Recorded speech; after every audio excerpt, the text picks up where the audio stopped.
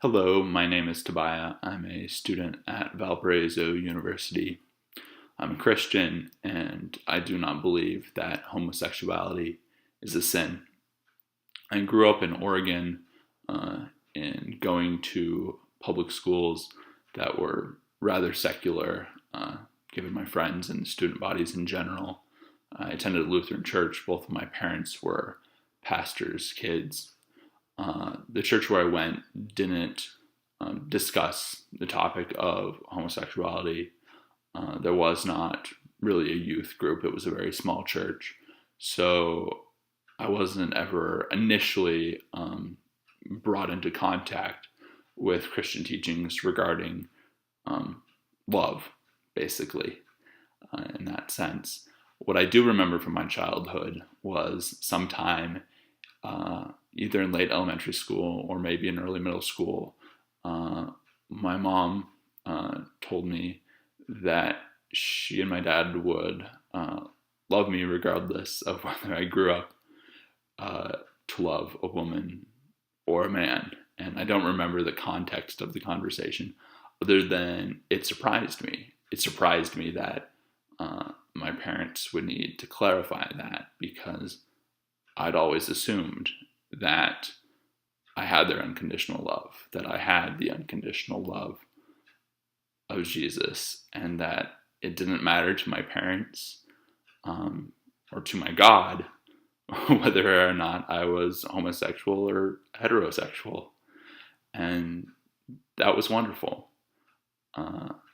After high school, I spent a year at Holden Village in the Washington Cascades and found a community there rooted in the Christian faith, community unlike any I found anywhere else.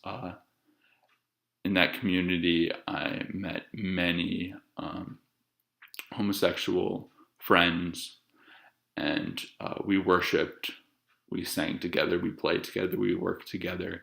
It was a beautiful community because it respected people for who they were and sought to live out the very simplest of Jesus' teachings, to love your neighbor as yourself, to show unconditional love and forgiveness, and that it's not our role to judge, and that loving is not conditional. We're not just allowed to love whether it's someone of the opposite gender or same gender.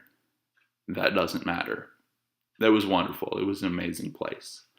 And then I came to Valparaiso University, where for the first time in my life, I was among a peer group of conservative Christian students. So I'd grown up in a liberal sort of secular environment and then moved to a accepting Christian environment. And now I was at a school where a large portion of the student body believed homosexuality to be a sin. And it's been difficult being here, being friends with members of the LGBT community and seeing what they go through, and the fact that they can't openly be accepted for who they are, and that they have to shield themselves, and that saddens me. That's something that I don't think Jesus would have wanted. I guess for me, understanding how we can focus on little individual verses in the Bible and misconstrue them with missing the whole entire picture of love is very hard. And I wish to be as vocal as I can about my support as a Christian for the LGBT community, so that